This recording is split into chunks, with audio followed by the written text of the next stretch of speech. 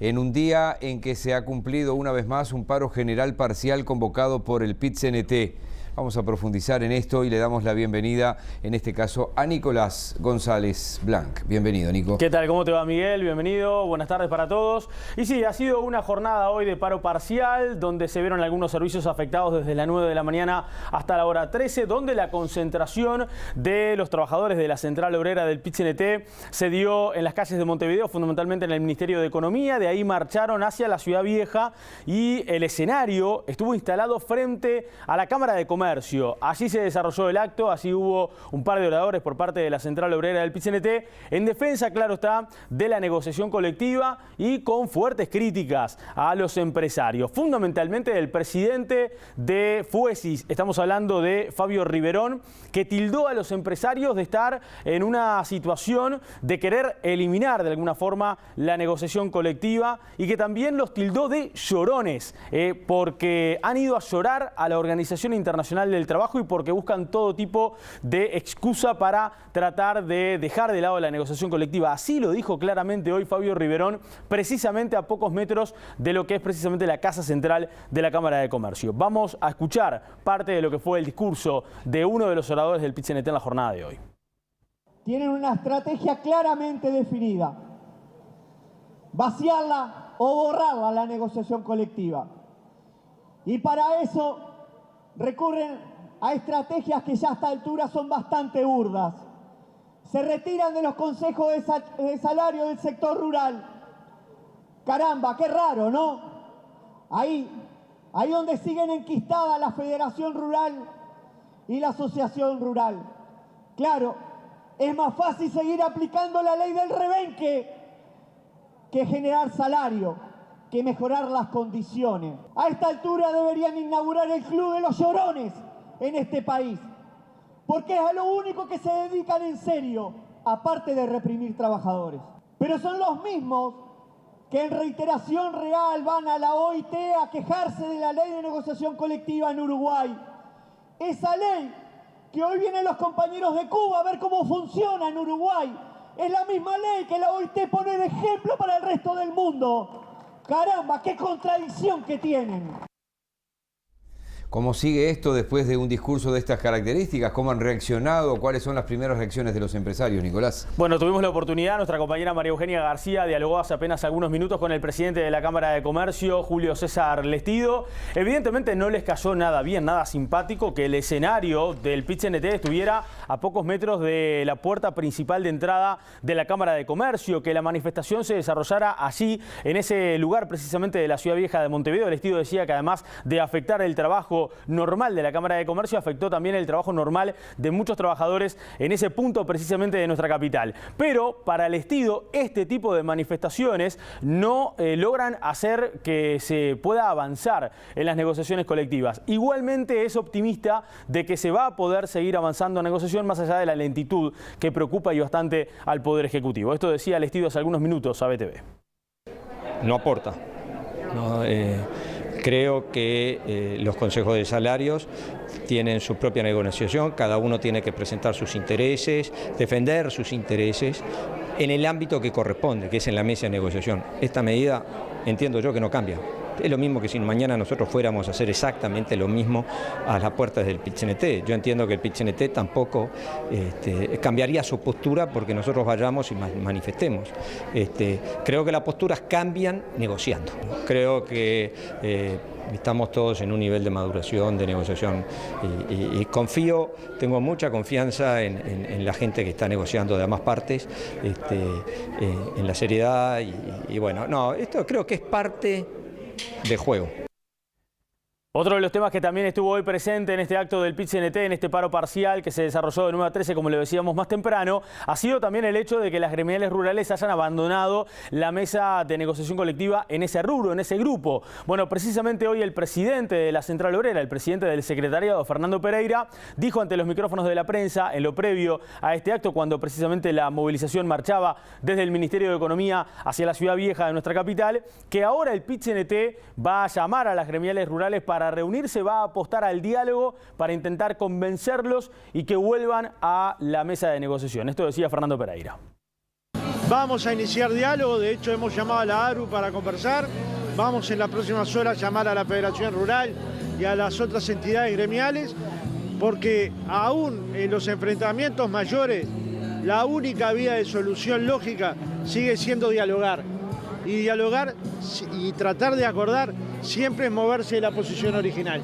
No hay acuerdo si las partes no se mueven, ¿no? Buscarse quizás un acuerdo entre trabajadores y estas gremiales, como dijo Ernesto Murro, que no necesariamente tenían que pasar por el Ministerio de Trabajo, pero sí acordar.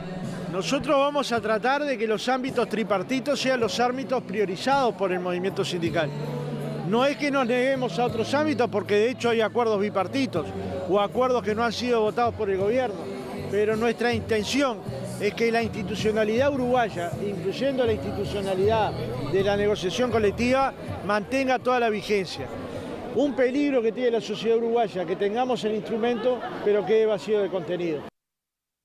Bueno, se habla de consejos de salarios, se habla de negociación colectiva. Vamos a hacer una especie de puesta a punto de lo que en la actualidad está marcando precisamente las mesas de negociación.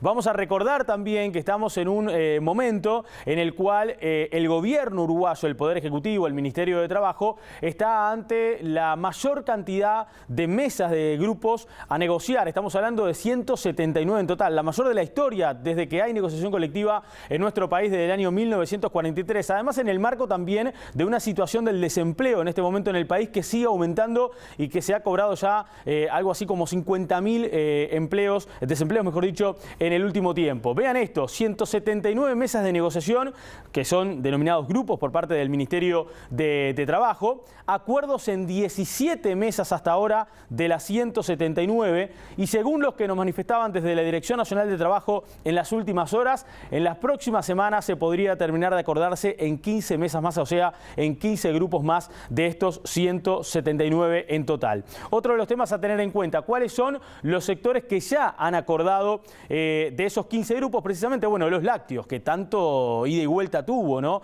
Más allá del conflicto interno de Conaprole con los trabajadores, todo el sector lácteo en general. La construcción, que es uno de los elementos más importantes para el Poder Ejecutivo, la industria de la bebida, que fue uno de los primeros sectores en acordar en los consejos de salarios, y los trabajadores rurales de la granja. ¿Por qué hacemos una diferencia acá en decir de la granja? Bueno, porque son los únicos trabajadores rurales que hasta el momento han acordado, porque las gremiales rurales, al bajarse de la negociación, todo el resto de los trabajadores rurales evidentemente no han acordado. Vamos a repasar ahora cuáles son los sectores que no acordaron precisamente hasta el momento en el resto de los subgrupos. Bueno, comercio, que preocupa porque de hecho fue si viene realizando paros. Ayer hubo una cadena importante de supermercados que tuvo una paralización importante en las afueras de un shopping de Montevideo. Los trabajadores rurales, por lo que recién decíamos, la educación, con todo lo que esto significa, la salud en las dos ramas, la rama pública y la rama privada. Se dice en la rama pública que en la rama privada, que podría llegar a haber un acuerdo la próxima semana, y también el transporte público. Aquí estamos hablando fundamentalmente de las cooperativas. Estos son sectores que hasta el momento están demorados, que están lentos y que preocupa evidentemente a las autoridades del Poder Ejecutivo. Hagamos un repaso de cuáles son los lineamientos para tener en cuenta qué era lo que había marcado allá por el mes de marzo de este 2018 el gobierno. Los incrementos anuales eran 6,5%, 6% y 5%. Lo dividimos en tres porque son 6,5 para el primer año, 6% para el segundo y 5% para el tercero.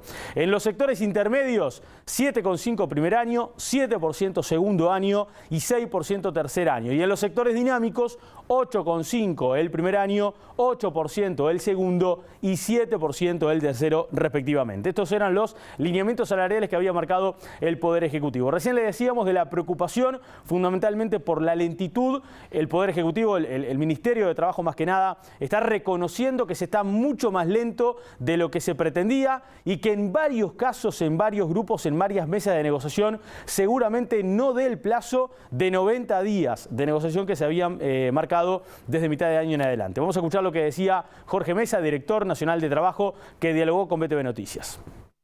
Es un número menor, más lento de lo previsto, porque usted recuerda que los lineamientos se plantean un escenario de negociación de unos 90 días, tratando de salvar las circunstancias que después tienen las empresas y los trabajadores de pago de retroactividad y de incertidumbre sobre qué va a pasar con el ajuste salarial.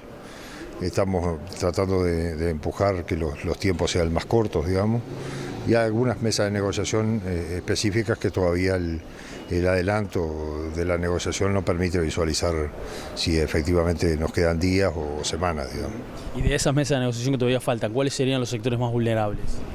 Sectores vulnerables en el sentido de cantidad de trabajadores comprendidos en un nivel menor, que bueno, parte del lineamiento es tratar de proteger a los salarios más sumergidos. Nos quedan sectores de comercio. Es un grupo importante por la cantidad de mesas de negociación que tiene, y es un grupo que tiene un porcentaje importante de trabajadores en niveles salariales menores, y nos quedan trabajadores rurales que es obvio también tienen niveles salariales digamos menores, y que estamos ahí con una dificultad para hacer funcionar el Consejo de Salario. Bien, Miguel y televidentes, hay otros problemas que también, o otras preocupaciones, mejor dicho, que también el Poder Ejecutivo tiene en este momento con este retraso de la negociación colectiva, y que tiene que ver, por ejemplo, con el tema de los acuerdos que van por inflación, porque la inflación se fue del rango meta, salió del rango meta, había estado por debajo del 7%, ahora está en un 8,3%. Bueno, preocupa al Poder Ejecutivo que aquellos acuerdos que se siguen demorando, que tienen que ver con la inflación, preocupa que la inflación siga aumentando. Y lo otro que también preocupa en el caso de los empresarios es que los acuerdos se sigan demorando y se sigan acercando a final de año. ¿Por qué? Porque tienen que pagar retroactividad a julio, y cuando llegamos a fin de año los empresarios van a tener que pagar también salario vacacional y aguinaldo. Por lo tanto, eso también está generando preocupación, y bueno, vamos a ver cómo se termina de dar toda esta situación con varias mesas de negociación que por el momento siguen demoradas. Siempre me pregunté si no hay empresas que van dando a cuenta, ¿no? Van a tener que dar un aumento de 7-8%, es el piso, es decir, 5%, 5%, 5%, y después lo que hay que dar con retroactivo es un 2% por cada mes. Digo, exacto. Pero no debe ser tan fácil. Sabemos que no. Por eso no se hace. Gracias, Nicolás. Gracias.